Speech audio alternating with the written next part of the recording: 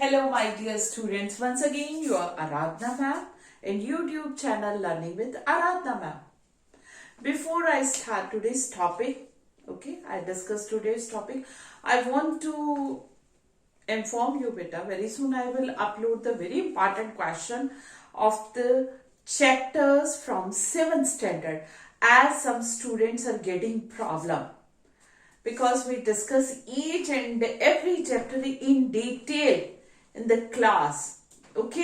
At least 4 to 5 days we take to discuss the chapter in detail and properly we discuss, but students are getting problem that ma'am is completing the topic or chapter within the 20 or 25 minutes. I can understand your problem, beta, and I will try to solve your problem also. So very soon I will upload the videos on the very important question from the chapters also, from the 7th standard. I hope now you will not be worried and concerned. How will you prepare yourself properly? So, I will solve your problem, but in a decent way. You sent your problems. I hope, beta, now you will read the chapter properly and send me the question. I will also send you the list of question with answer and notes. Upload the videos in the description box also. So let's begin with the today's topic. Today's topic is from the 18th chapter, Democracy and Equality. You all are familiar that India is a democratic country. We belong to a democratic country. We are privileged. We are lucky one that we belong to a democratic country, and India is the largest or biggest democracy. पूरी दुनिया में सबसे बड़ी democracy जो है, democratic country जो है, that is India. But you all are familiar that India was under foreign rule. More than 200 years. Britain, yeah, you can say England ruled. अंग्रेजों ने हमारे ऊपर रूल किया है. We were slave. We got independence on 15 August 1947 after a long struggle. You will read about this, you will study about this in 8th standard, and then in 10th standard in detail. So in brief, I want to tell you that India was under foreign British rule for more than 200 years, and we got, after supreme sacrifices and long freedom struggle movement, we got independence on 15th of August 1947. When we got independence, जब हमें आज़ादी मिली, तब ये बहुत बड़ा, you can say, major concern और ज़रूरत थी हमें एक कॉन्स्टिट्यूशन की. ठीक है, हर एक के घर को चलाने के लिए भी अपना घर चल, कोई रूल रेगुलेशन, कोई लॉ होते कि नहीं होते, हर एक को ओबे करने चाहिए वो रूल. जहां पे रूल रेगुलेशन लॉ नहीं है, जो मर्जी करो, जैसे मर्जी करो, क्या होगा? बच्चे कुछ नहीं कर पाएंगे, प्रॉपर नहीं. पेरेंट्स गाइड हमें करते हैं, गाइडेंस देते हैं कि इतने टाइम पे पढ़ो, ऐसे खाओ, बाहर का नहीं. That is for our betterment. Similarly, when India got independence, we need a constitution. That was the, we can say, immediate, urgent need of the hour at that time. So, India के constitutional framers जो थे, India का constitution जो बना है, एक constituent assembly के द्वारा बना है. I have uploaded the video on the Constituent Assembly, and I will send you the link of all those videos in the description box, so that you should not get any problem. क्योंकि बच्चे बड़े confuse हैं कि ma'am क्या पढ़ा रही है, ma'am को पढ़ाना नहीं आ रहा, कैसे कर रही है. आई नो बेटा, you are quite little one, and I am completing the chapter within 17 to 20 minutes, जो हम लोग स्कूल में 5 to 6 days में खत्म करते हैं. आप लोगों के एटलीस्ट 4-5 periods तो लेते हैं. So I will upload each and every question और video related to the question also. बेटा, so let's move to the topic. हमने कॉन्स्टिट्यूशन बनाया जिसे हमारा पॉलिटिकल स्ट्रक्चर कैसे होगा, फ्रेमवर्क कैसे होगा, गवर्नमेंट कैसे काम करेगी, कॉमन पीपल के राइट्स क्या होंगे, each and every organ of the government क्या होगा, कैसे होगा, in detail this is mentioned in our constitution. I have also uploaded the video on the constitution and constituent assembly. I will upload the link also in the description box. I have told you, so I will not discuss in detail. But one thing I want to tell you, our constitution was enacted या came into effect on 26 January 1950. ठीक है, 26 जनवरी हमारा constitution जो था enact हुआ था, effect में आया था। तभी हम लोग 26 जनवरी को क्या मनाते हैं, रिपब्लिक डे, क्योंकि उस दिन हमारा कॉन्स्टिट्यूशन जो था इनेक्ट हुआ था। 15 अगस्त हमारा इंडिपेंडेंस डे है। We got independence on very day, okay, on that day, on 15 August 1940. And preamble is an introduction to our constitution. हमारे constitution की एक introduction है, हर एक की इंट्रोडक्शन होती है। जैसे मैं अपनी इंट्रोडक्शन देख रही हूँ, I am Aradhana, your social science and English teacher. I am very soon I will also upload the videos on the English also, okay. So क्या है, हमारे कॉन्स्टिट्यूशन की भी एक इंट्रोडक्शन है, और इस इंट्रोडक्शन को क्या कहती है, preamble. Okay beta, preamble. I have also uploaded the video on the preamble and upload the link of preamble in this description box. So I will not discuss in detail about the preamble. In single line I want to tell you, preamble is the introduction to our constitution. अब है, जिन्होंने भी हमारा constitution बनाया उनको constitution framer कहते हैं। जब उन्होंने कॉन्स्टिट्यूशन बनाया, दे वर क्वाइट कंसर्न्ड, उनको बड़ी अपनी इंडिया के बारे में चिंता थी, बड़े ठीक है सब कुछ बेटर हो हमारे इंडिया का, क्योंकि इतने सेक्रीफाइसेस के बाद हमें इंडिपेंडेंस मिली है, ये हाथों से छीन ना जाए, प्रॉपरली इंडिया हमारा वर्क करे।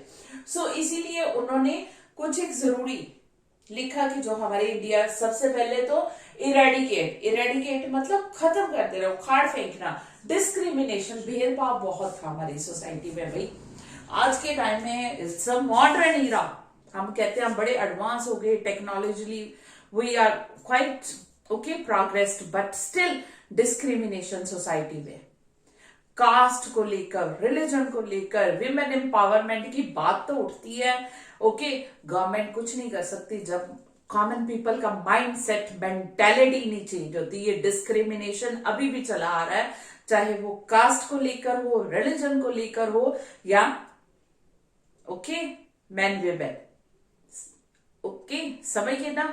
सो ये अभी भी मेल चाइल्ड को जैसे प्रेफर, ये हमारे कॉन्स्टिट्यूशन फ्रेमर जो थे वो चाहते थे कि किसी भी तरह का डिस्क्रिमिनेशन सोसाइटी में ना रहे, इसको इरेडिकेट किया जाए, और इसके लिए उन्होंने स्ट्रॉन्ग स्टेप, कुछ एक रिजिड स्टेप भी उठाए हैं, लिखे हैं। Second, upliftment of the all the section of the society.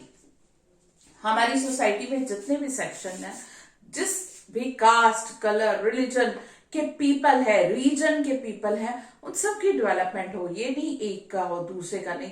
बेटा एट दैट टाइम हमारी हाई कास्ट और लो कास्ट में बहुत ज्यादा डिफरेंस रखा जाता था। Schedule caste, schedule tribe and backward classes, no right. उनको आपने ओल्ड मूवीज देखी होगी किस तरह से, या हमारा ओल्ड सिस्टम कह लो क्वाइट रिजिड।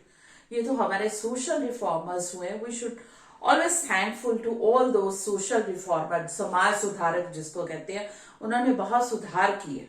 ओके, ये रिजिडिटी जो दीवारें थी धर्म के नाम पे, कास्ट के नाम पे, वो सारी डिमोलिश की, खत्म की। ओके, बट कॉन्स्टिट्यूशन फ्रेमर चाहते थे ये कि पूरी तरह से खत्म हो, इसलिए डेवलपमेंट तभी होगी जब ऑल सेक्शन ऑफ सोसाइटी, समाज के सारे लोग साथ मिलके एक साथ चले और सबको डेवलपमेंट का फ्रूट्स मिले, बेनिफिट्स मिले, तब इंडिया डेवलप होगा। ओके बेटा, सो ये इन्होंने कोशिश की है अपलिफ्टमेंट, ऊपर उठाया जाए सारे के सारे सेक्शन जितने भी हैं इंडिया के, तभी इंडिया डेवलप कंट्री बनेगा। और इंडिया ने जब हमारा कॉन्स्टिट्यूशन जब हमारा बनाया गया तब सेकुलर स्टेट नहीं था। This was later on added in our preamble with, I will upload, okay, amendment के साथ ये किया गया सेकुलरिज्म। ओके, सेकुलर हमारा कंट्री है। Secularism means there is no discrimination on the basis of religion. धर्म के नाम पे कोई भेदभाव कोई सरकार नहीं करेगी।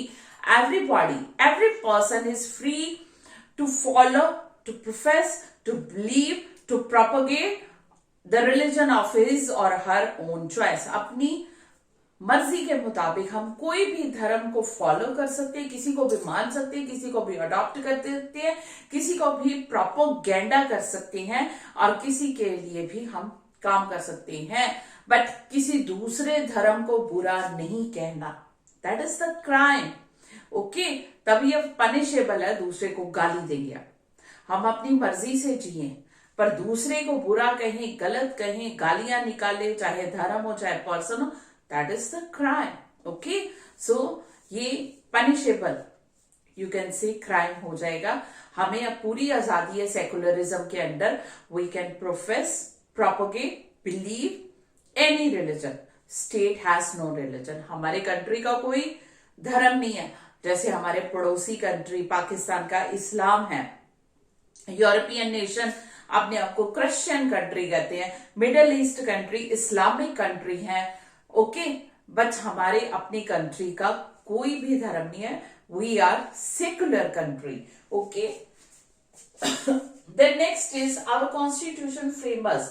हमारे कॉन्स्टिट्यूशन फ्रेमर ने ये हमारी गारंटी दी कि इंडिया जो है एक डेमोक्रेटिक स्टेट होगा और जो गवर्नमेंट होगी वो कॉमन पीपल से इलेक्टेड होगी on the basis of universal adult franchise.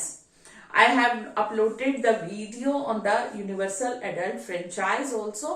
Beta, I will upload the link again and again. I am informing you. Upload the link of that video also. You have to memorize all those also. Because in 8th standard you have 8th, 9th, 10th. In each and every standard you have all these topics and these are very, very important. So watch those videos very carefully and memorize all those topics also. Okay, all these are very, very important. So बेटा हमारे constitution framer ने universal adult franchise हमें granted दिया। क्या है universal? Means सबको। Adult means above the age of 18। Franchise means vote का right.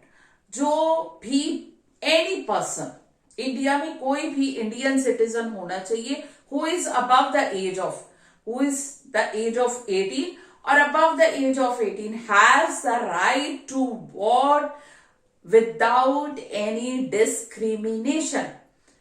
किसी भी भेदभाव के बिना उसको वोट का राइट मिलेगा, चाहे वो किसी भी रीजन का हो, रिलीजन का हो, सेक्स का हो, लड़का लड़की है, काला गोरा, कोई भी रिलीजन का है, किसी भी स्टेट, सबको वोट का राइट है।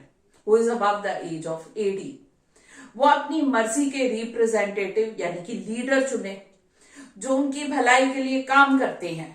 जो नहीं पसंद है अगली बार उनको वोट ना डालो, ना बनाओ। Real power is in the hand of the common people.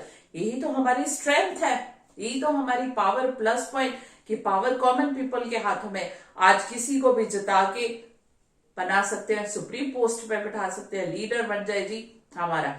नहीं पसंद है, वेलफेयर के लिए काम नहीं करे, नेक्स्ट टाइम उनको वोट ना दो। Real power is in the hand of the people according to the क्या है यूनिवर्सल एडल्ट फ्रेंचाइज। ये हमारे कॉन्स्टिट्यूशन फ्रेमवर्क ने ही हमें, आप सोचो 1947 के टाइम पे हमारे हालात क्या थे, कभी सोचा था इतनी बड़ी डेमोक्रेसी जो इतना गरीबी थी उस टाइम पे चल पाएगी, इलेक्शन हो गया ऐसे सक्सेसफुली वर्क की। बहुत ज्यादा बढ़िया तरीके से हमने काम किया और हमारी डेमोक्रेसी जो कह रहे थे कि नहीं चलेगी, चलिए। ओके, देन नेक्स्ट है इंडिया जो है इलेक्शन जो है हमारे इक्वालिटी पे के बेसिस है। आई टोल्ड यू कि चाहे किसी भी धर्म का है, किसी भी कास्ट का है, किसी भी रीजन का है, और हर एक को वोट का राइट है, who is above the age of 18। Okay, दूर दूर से भी वोट, ओल्ड एज के अंदर सबको वोट का राइट, जो नहीं आ सकते उनके लिए स्पेशल ओके किया जाता है। देन है इंडिया, आपको पता ही है, there is a diversity of religion, region, custom, tradition, इतना वास्ट जियोग्राफिकल भी डाइवर्सिटी है। ओके, वेरिएशन है हमारे। So India is a multi party system, हर रीजन में, हर स्टेट में अपनी पार्टी बनाई हुई है, और सेंटर में भी मल्टी पार्टी है। ओके, अब कई बार अभी हुआ है, ये मेजोरिटी मिली है पार्टी में, अदरवाइज क्या था, पहले कॉलिशन गवर्नमेंट ही चली आ रही थी। अब कॉलिशन गवर्नमेंट क्या है, ये ध्यान से समझ लो। जब किसी एक पार्टी को, when no single party get majority, able to get majority, जब एक सिंगल पार्टी को मेजोरिटी सीट नहीं मिलती है, तो क्या दो से ज्यादा 10-15 पार्टियां भी मिलकर गवर्नमेंट बनाती है, तो ऐसी गवर्नमेंट को क्या कहते हैं, coalition government. When no single party get majority in the election and to form the government, more than two party get together. Okay, government बनाने के लिए दो या दो से ज्यादा पार्टियां इकट्ठी मिल जाती है ताकि वो गवर्नमेंट बना ले, ऐसी गवर्नमेंट को क्या कहते हैं, कॉलिशन गवर्नमेंट। अब इसके नुकसान भी है, I have uploaded the video on this also, so watch that video, otherwise आप कहोगे आपको पढ़ाना नहीं आता, समझ नहीं आ रहा, मैम बड़ा फास्ट बोल रहे हैं। So watch each and every video carefully. Okay, I will upload the video in the description box. So coalition government रही है इंडिया में अलग अलग ओके पार्टीज को मिलाकर भी, बट जो पार्टी इलेक्शन नहीं जीती है, ये हमारा बहुत अच्छा कस्टम रहा है कि जो पार्टी जीतती है वो गवर्नमेंट बनाती है, और जो हार जाती है वो बड़ी ही रिस्पेक्टफुली जो पार्टी जीत गई है उसको सीट देती है और सीट छोड़ देती है। ये बात अलग है। पीछे कुछ ऑपोजिशन पार्टी ने ईवीएम का, इलेक्ट्रॉनिक वोटिंग मशीन्स का चक्कर डाला था कि कुछ इसमें गड़बड़ी है, हम हार रहे हैं वो जीत रहे हैं, but that also proved wrong. जैसे अमेरिका का कितना अच्छा कस्टम रहा है बेटा, इसकी डेमोक्रेसी भी बहुत बढ़िया रही है कि वहां पे जो पार्टी जीती है वो संभालती थी करती, और जो हार गई है, बट दिस टाइम अमेरिका में भी पहली बार वहां पे हुआ है, डोनाल्ड ट्रम्प जो थे इलेक्शन हार गए और उन्होंने कहा कि ये गलत हुआ है, यू कैन से काउंटिंग गलत हुई है, इलेक्शन में फ्रॉड हुआ है, बैन, बट दैट ऑल्सो वहां पे भी अमेरिका के भी इलेक्शन कमीशन ने, कॉमन पीपल ने डेमोक्रेसी को प्रूव किया है, डेमोक्रेटिक स्पिरिट प्रूव किया है पूरी दुनिया के सामने कि अगर एक पर्सन गलत है तो हमारी डेमोक्रेसी नहीं, हमारा डेमोक्रेटिक स्पिरिट नहीं गलत है, that person is wrong means wrong. Okay, so ऐसा डेमोक्रेटिक कंट्री में चलता रहता है। इसी को तो कहते हैं फ्रीडम ऑफ स्पीच, बोलने का राइट है जी, मैं नहीं हारा, कोई राइट है, कोई डिक्टेटरशिप तो है नहीं नॉर्थ कोरिया की तरह, किंग जोंग मार देगा गोली से, कोई बोला। इसी को तो कहते हैं अमेरिका इंडिया में कितनी डेमोक्रेसी है कि हारने के बावजूद भी बोलते हैं जी नहीं जी मेरे साथ। Okay, so this is the true democracy कि openly we can speak, express our views, but अगर हर्ट करते हैं ज्यादा डिटेल में तो फिर एक्शन है। ओके, सो यहां पे है कि अगर कोई पार्टी हार जाती है वो ऑपोजिशन पार्टी बनती है। अब ऑपोजिशन पार्टी जो बनती है वो बेटा ध्यान रखती है कि जो रूलिंग पार्टी है वो सही से काम कर रही है और कॉमन पीपल की भलाई के लिए काम कर रही है, अंडर द कॉन्स्टिट्यूशन काम कर रही है। अगर कुछ गलत काम करे नहीं तो ऑपोजिशन पार्टी फटाफट खींचने के लिए तैयार है। अब फॉर्मल लॉ आए हैं, जैसे ऑपोजिशन पार्टीज क्या कर रही है, यही तो अपॉर्चुनिटीज देखती हैं कि फटाफट रूलिंग पार्टी का जो गवर्नमेंट में है उनको कुछ ना कुछ क्रिटिसाइज करे और हम पावर में आए, फटाफट मौके पे चौका, तो इसको हम लोग कहते लगा दें। ओके, सो ऑपोजिशन पार्टी का क्या है, जो पार्टी इलेक्शन हार जाती है उसको ऑपोजिशन पार्टी कहते हैं, और ऑपोजिशन पार्टी का काम क्या है, check the work of ruling party and that party is working according to the constitution and for the welfare of the common people. This is the basic. Then moving towards, हमारे constitution ने right to equality सबको दी है, ये बहुत बढ़िया. Democracy है ही नहीं अगर इक्वालिटी नहीं है कंट्री में. That is not true democracy अगर कंट्री में इक्वालिटी, राइट टू इक्वालिटी नहीं दिया गया. Right to equality means each and every person is equal. Okay, and political, social, economic तो नहीं हो सकता इक्वालिटी. कोई अमीर कोई गरीब, मेहनत करो, पढ़ो लिखो और अमीर बनो, ठीक है. तो इकोनॉमिकली तो नहीं. वही कैसा सोसाइटी में सोशल राइट सबको इक्वल है और पॉलिटिकल वोट का राइट है सबको इक्वल. सो इक्वालिटी, ओके, सबको है. अपॉर्चुनिटी के मौके बराबर है. किसी के साथ इनजस्टिस है तो उसको भी इक्वल.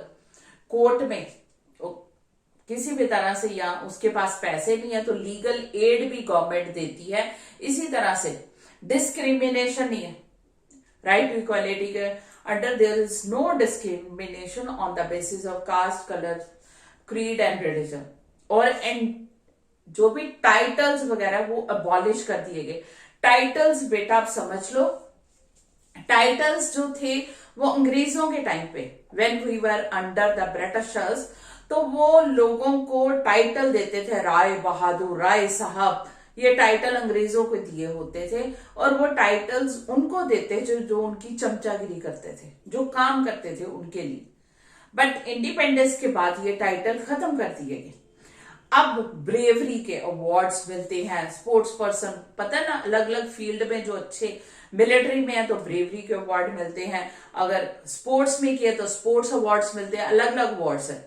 ओके, कोई कोच अच्छा है तो उसको द्रोणाचार्य अवार्ड मिलता है. और पद्मश्री, पद्म भूषण, पद्म विभूषण, भारत रत्न, जिसने भारत का नाम पूरी दुनिया में, ओके, नेम फेम दिलाई है बहुत ज्यादा. सो ये अलग अलग अब अवार्ड्स तो दिए जाते हैं. बट इंडिया के लिए, जो अपनी कंट्री के लिए अच्छा काम करते हैं, उनके लिए टाइटल नहीं कि ये गवर्नमेंट की चमचागिरी कर रहा है, प्राइम मिनिस्टर की, प्रेसिडेंट के लिए काम कर रहा है, ये किसी को कोई अवार्ड नहीं मिलेगा कंट्री के लिए काम करने के लिए.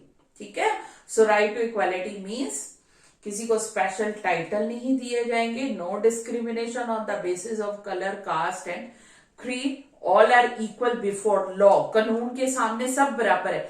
कोई मिनिस्टर है, कोई कुछ है, जो भी अपराधी घोषित हो गया, क्रिमिनल, ओके, प्रूफ मिल गए, सबको सजा बराबर मिलेगी. All are equal before law. ये थी राइट टू इक्वालिटी की प्रोविजन. ये आपने अच्छे से बेटा मेमोराइज करनी है, राइट टू इक्वालिटी की provision. These are in 7th में तो है ही है बच्चे आपके, 8th में भी है, 9th में भी है फिर. Okay, so you have to.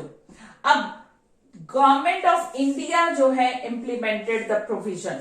Government of India ने राइट टू इक्वालिटी तो है ही है, बट अब बहुत सी प्रोविजन भी इंप्लीमेंट कर दी है जो राइट टू इक्वालिटी के अंडर है. 2 वे से. एक तो जो schedule caste, schedule tribes, backward classes हैं, उनको मेन स्ट्रीम में लाने के लिए काम किया. Education free. फिर गवर्नमेंट जॉब्स में उनको अपॉर्चुनिटीज देने के लिए, ताकि वो, बहुत बुरा हाल था बेटा पहले, बहुत मेहनत करने पे भी उनको राइट नहीं मिलते थे, उनको प्रॉपरली काम नहीं, बेकार जिसको हम लोग कह लें, जमींदार जगीरदार लोग इतना इल ट्रीटमेंट करते थे. इसीलिए ये किया गया रिजर्वेशन गवर्नमेंट जॉब्स में, ताकि वो कॉमन पीपल के साथ मिलकर मेन स्ट्रीम में आ सके और इंडिया की प्रोग्रेस हो सके. इसके अलावा गवर्नमेंट ने बहुत सी स्कीम्स, न्यूमरस मीन्स बहुत ज्यादा स्कीम लॉन्च की है, ताकि इंकरेज किया जाए पीपल को, गरीब लोग भी अपने बच्चों को स्कूल्स में सेंड करें. Okay, so that the poor people send their wards, kids or children to the school for the elementary education. अब इसके लिए क्या क्या किया गवर्नमेंट ने? एक तो फ्री एजुकेशन कर दी है. Okay, up to 10th standard तो हर जगह पे ही है, कहीं पे +2 तक है. फ्री क्या है? मिड डे मील उनको मिलता है, दोपहर का खाना, टिफिन भर के चाहे घर भी लेके जाओ. कॉपीज, बुक्स तक फ्री मिलती है, यूनिफॉर्म फ्री मिलती है और स्टाइफन पैसे तक मिलते हैं. ओके, ये गवर्नमेंट ने एजुकेशन लिटरेसी लेवल हाई करने, जितना पढ़ेगा इंडिया उतना बढ़ेगा इंडिया, ठीक है, इसी के लिए। और ट्रेनिंग प्रोग्राम कितने, जो नहीं पढ़ लिख सकते उनको स्किल कोई ना कोई ट्रेनिंग, ये भी गवर्नमेंट ने बहुत से प्रोग्राम खोले हैं। इसके अलावा गवर्नमेंट ने क्या किया है, रिजर्वेशन पॉलिसी चलाई है कि ये इस लागत से ही ज्यादा से ज्यादा लोग पढ़ें कि शेड्यूल कास्ट, शेड्यूल ट्राइब और अदर बैकवर्ड क्लासेस को क्या है, रिजर्वेशन है उनकी जॉब्स में और नौकरियां उनको मिलेगी, ताकि ये गरीबी से ऊपर उठ के काम करे और अपने बच्चों को भी पढ़ाए और इंडिया हमारा रिच बने। देन नेक्स्ट है, इसके अलावा भी गवर्नमेंट ने बहुत सी स्कीम स्टार्ट की हुई है कॉमन पीपल को डेवलपमेंटल प्रोग्राम में शामिल करने के लिए, इंडिया को एक डेवलप्ड नेशन बनाने के लिए। ओके, कौन कौन सी लोन्स देती है कॉमन पीपल को, पता ही आपको, सेल्फ एम्प्लॉयमेंट स्कीम्स चलाती हैं, लोग अपने काम, ये नहीं है कि गवर्नमेंट जॉब नहीं मिली, कोई जॉब नहीं, आप अनएम्प्लॉयड बैठे रहो, अपना कोई ना कोई काम करो। सो इसके लिए सेल्फ एम्प्लॉयमेंट स्कीम्स भी स्टार्ट की हैं गवर्नमेंट ने। लो बजट हाउसिंग स्कीम भी स्टार्ट की है, लो बजट में घर बना के, वो भी इंस्टॉलमेंट पे गवर्नमेंट दे रही है, ताकि कोई बेघर न रहे, बेसिक नेसेसिटीज सबकी फुलफिल हो, फूड शेल्टर एंड क्लोथ सबके पास हो, और जब बीमार हैं तो मेडिकल फैसिलिटी उनको मिले। फिर है गवर्नमेंट विडो पेंशन स्टार्ट की है, ओल्ड एज पे पेंशन दे रही है गवर्नमेंट, विडो पेंशन दे रही है। लीगल एड, लीगल एडवाइस अगर गरीब लोगों को, ठीक है, किसी ना किसी मुकदमे या तो गवर्नमेंट भी फ्री प्रोवाइड करती है। इसके अलावा अडल्ट एजुकेशन लिटरेसी प्रोग्राम्स बहुत से शुरू किए हैं, जितना पढ़ेगा इंडिया उतना पढ़ेगा इंडिया, ठीक है। सो लिटरेसी प्रोग्राम, इसके लिए ऑपरेशन ब्लैक बोर्ड स्टार्ट किया, अडल्ट एजुकेशन स्टार्ट की है और ज्यादा से ज्यादा इनकरेज किया गया लोगों को पढ़े लिखे, मिड डे मील और फ्री एजुकेशन इनमें से एक है, यूनिफॉर्म बुक्स, ये सारा कुछ। सो बेटा, so many developmental programmes are started by the government and day by day अलग अलग स्टेट गवर्नमेंट्स भी बहुत से वेलफेयर की स्कीम्स और प्रोग्राम्स लेके आते हैं। एक तो उनको ये लालच होता है लीडर्स को, ताकि हम ही पावर में आए और हम ही जीतते रहें। ओके, जैसे दिल्ली की गवर्नमेंट अब बोला है कि किस तरह से गवर्नमेंट स्कूल्स को ही एक प्राइवेट स्कूल की तरह अपग्रेड कर दिया गया, कि कोई भी अब प्राइवेट स्कूल की हाई फीस से बच के अब गवर्नमेंट स्कूल की तरफ भाग रहा है। तो गवर्नमेंट्स, अलग अलग लीडर्स भी इसीलिए कॉमन पीपल की वेलफेयर के लिए काम करें, क्योंकि कॉमन पीपल आर अवेयर, अब उनको जागरूक है कि कौन से लीडर, कौन सी गवर्नमेंट हमारी वेलफेयर के लिए काम करिए, उन्हीं को वोट देना है। सो दैट्स वाई, बट जितने भी डेवलपमेंटल स्कीम्स या प्रोग्राम्स तभी सक्सेसफुल होंगे जब कॉमन पीपल इनके बेनिफिट उठाएंगे। अनफॉर्चुनेटली अभी भी इतने numerous we can say developmental scheme है, प्रोग्राम्स है, अभी भी इतने लोग हैं उनको पता ही नहीं, दे आर टोटली इग्नोरेंट कि गवर्नमेंट ने उनके लिए, जैसे कि फ्री राशन है, ये है खाना, लोगों को पता ही नहीं है। They are so illiterate, backward area, tribal area अभी भी इतने हैं कि उनके हक की चीजें दूसरे खा रहे। सो इंडिया तब तक डेवलप नहीं होगा, तब तक ये डेवलपमेंटल स्कीम प्रोग्राम्स सक्सेसफुल नहीं माने जाएंगे, जब तक each and every person of India को इसका बेनिफिट नहीं मिलेगा। Okay, so we should create awareness among the people, क्योंकि ये गवर्नमेंट की रिस्पॉन्सिबिलिटी नहीं है, हम सबकी। हम बहुत जल्दी दूसरे को तो ब्लेम कर देते हैं, फटाफट क्वेश्चनिंग तो पुट कर देते हैं, ये वो अपने राइट, बट हम क्या करें। So each and every person को अब विद ग्रेट रिस्पॉन्सिबिलिटी से काम करना होगा, अगर हम अपने इंडिया को डेवलप रिच कंट्री बनाना चाहते हैं। क्योंकि if the country live we will live, if the country die we will die. अगर कंट्री रिच होगा, डेवलप होगा, तो हम अपने आप ऑब्वियसली हो जाएंगे। ओके, सारे बेनिफिट्स हमें भी मिलेंगे अगर कंट्री को मिले। So each and every person and citizen of India should be responsible, तब ये सारे डेवलपमेंटल प्रोग्राम्स का फायदा होगा।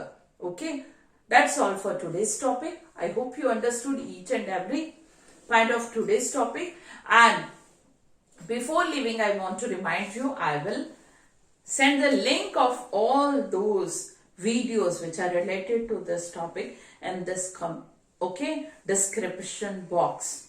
So before leaving, if you are new on my channel, please subscribe, like and share my channel to all. That's all from your Aradhna ma'am. Bye beta.